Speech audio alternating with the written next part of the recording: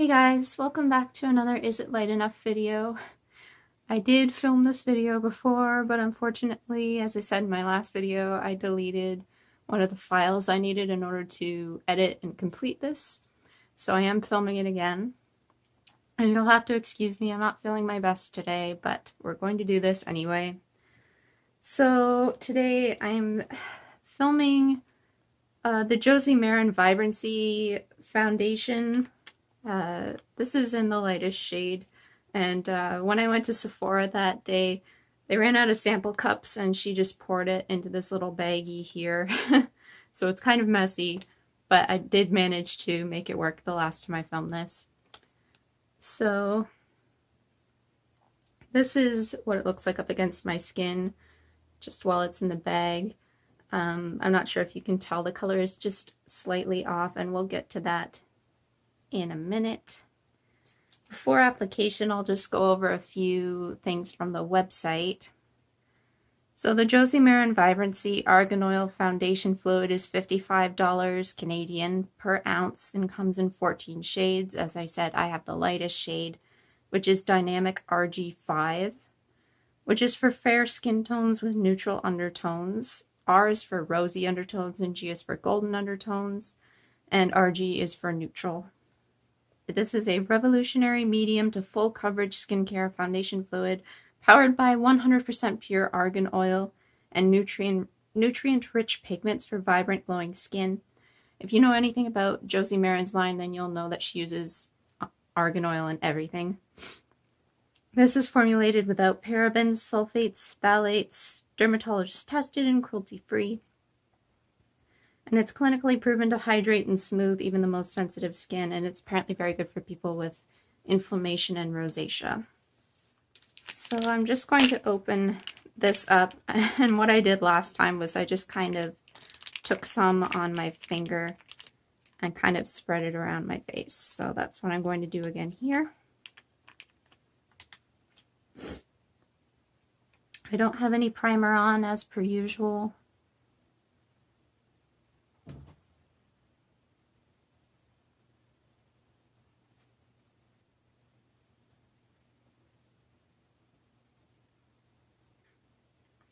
And I have a damp sponge here that I'm going to use.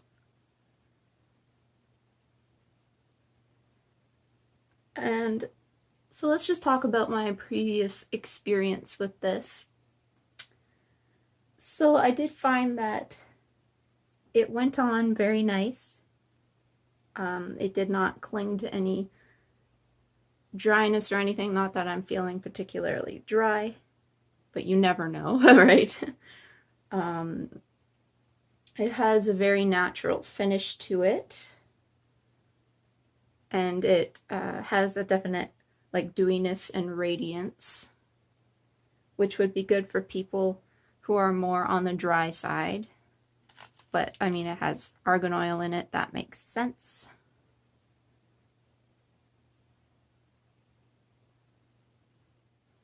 It looks like I'm putting a lot on. I'm really not. I just like to spread it around a lot, so that's what makes it look like there's more than what there actually is. And I did find that this wore well throughout the day. I actually do still have the footage of my check-in at the end of the day. It was just the application part and everything that I deleted. This part of the video. I didn't find that it broke me out or anything. Usually if a foundation breaks me out, I will know right away, because when I go to remove my makeup at the end of the day, I'll have new breakouts. That's happened a few times with foundations I've tried for you guys, but it didn't happen here.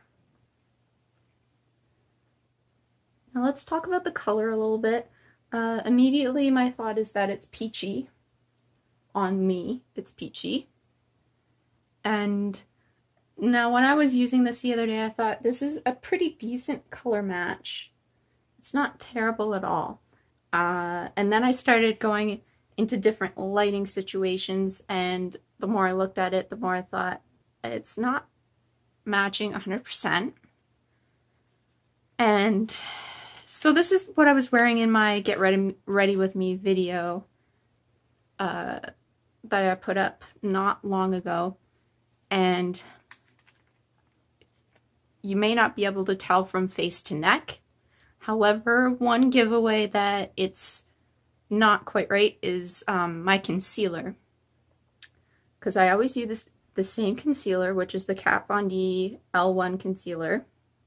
And when I put it under my eyes that day, because I only ever put it under my eyes, I don't use it to spot conceal, I want to see what the foundation can do. But I was putting it under my eyes that day, and when I was filming that video, I realized this looks extremely light. And it normally does not, because I wear it in every video, and I wear it in every photo. It does not usually look like it is way too light for me. It usually just blends right in. So that was kind of a giveaway for me that something was off. I'm going to take my Real Techniques brush now. I definitely prefer this with the sponge. It just doesn't look as good with a brush.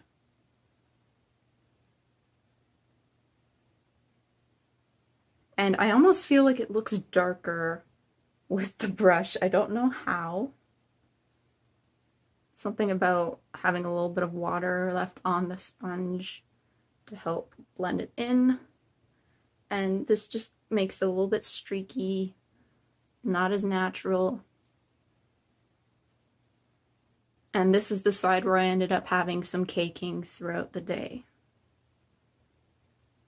So definitely sponge side for me.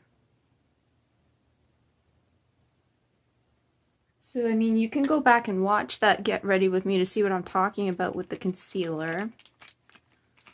Or alternatively, what I'm going to do is I'll put up a couple of photos that I took in different lighting, so you can see what it looks like the face to neck discrepancy. Or I'm going to put a little bit of concealer under my eyes after I'm done blending out this foundation, and you can see what I mean, the color difference, because I would like you to see that.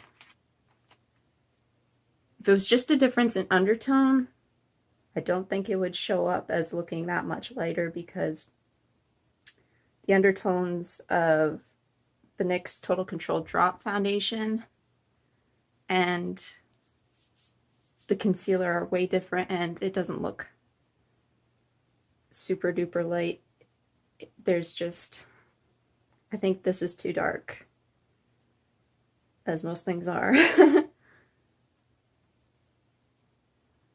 Because I know a lot of people will tell you that if something is the wrong undertone, it will look too dark, and I can definitely believe that.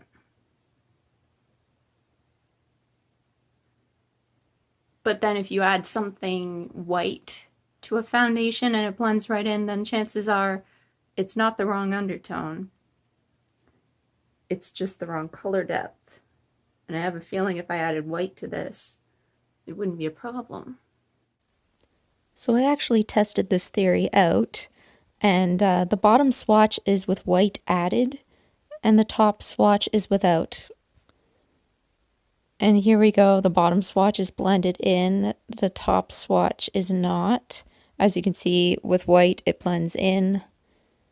And when I try to blend in the original foundation with no white, it actually does look too dark. So this is not an undertone issue, it's just too dark.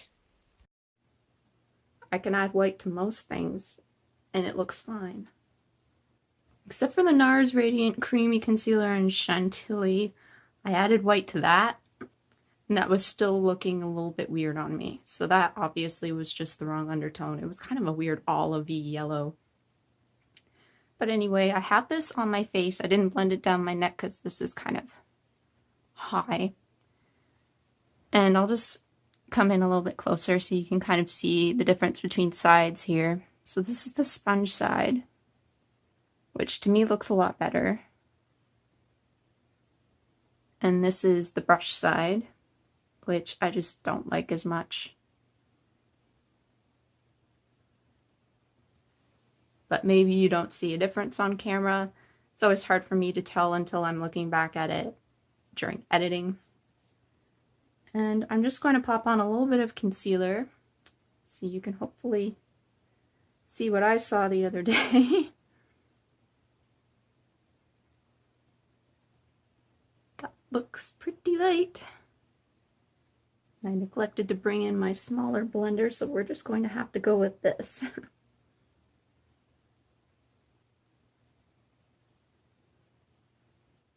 Yeah, personally now I think I look like I have 2 lighter rings around my eyes, which doesn't actually offer any coverage, it just looks ashy. So that's definitely a little odd. That's not how my concealer usually looks. Anyway, I'm going to let you go for now, and at the end of the day I'm going to do my check-in. I'm probably not going to show the old footage of my check-in. However, what I might do is show a couple of screenshots from that footage, because I did have some caking around this area at that time, and we'll kind of compare this area to my last check-in and see if I have any caking this time to match up with that, or if it's looking better this time. And until then, I will go. Guess who's back? Okay, I didn't wear this for quite as long as I did the first time I filmed this video, but it's still been quite a few hours, probably about 7 going on 8, and I think I'm having the same issues as I did last time around the chin area here, looking a little bit cakey and dry. Put a little comparison photo up for you from last time to see the difference. I'll put a couple of different photos so you can kind of see. Here's the rest of the face, which the rest of the face to me still looks okay. It's just that one area down here that looks a little bit rough. And my under eyes are looking a little rough, but that has nothing to do with the foundation. That's just fatigue. So let's see, pros and cons of this foundation. It does go on nicely. It applies nicely. I do prefer the sponge, as I said when I was applying it earlier. For some reason, I just don't like the brush. Usually I can get away with using either on a foundation, but not this one. So I do like the finish of it. It has that sort of soft sheen. It's not too matte. So people with drier skin can probably get away with this. You do look quite shiny upon initial application, so people with oilier skin maybe not. They may not like this because of all the argan oil and shea butter that's in this.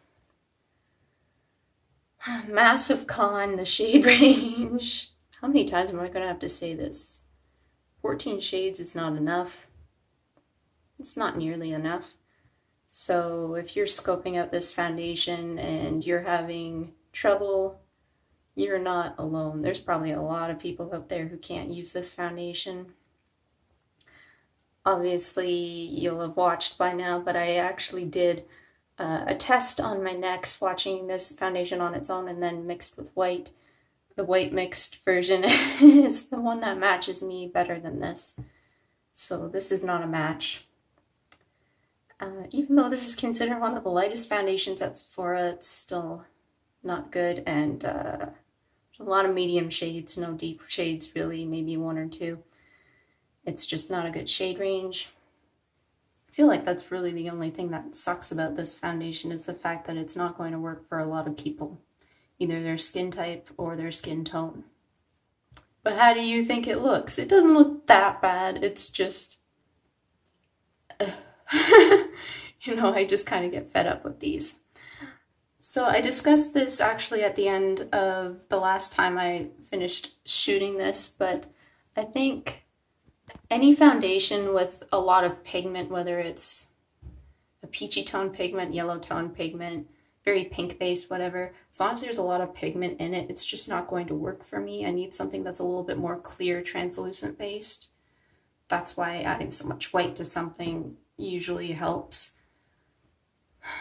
And you're probably in the same boat as me if you're watching this, but when you have deeper skin, then you struggle way more because you have probably a couple of different options for dark mixers, but the undertone is still going to be way, way off. In which case, once again, foundation lines, you just need to bring out more shades. You do. Do you want our money? Do you? Apparently some of you don't. Well, that's it for this one, and I have a few different foundations. I ordered the Ordinary foundation the other day, the serum one. I don't have a lot of faith that that's going to be the right color, but we'll see.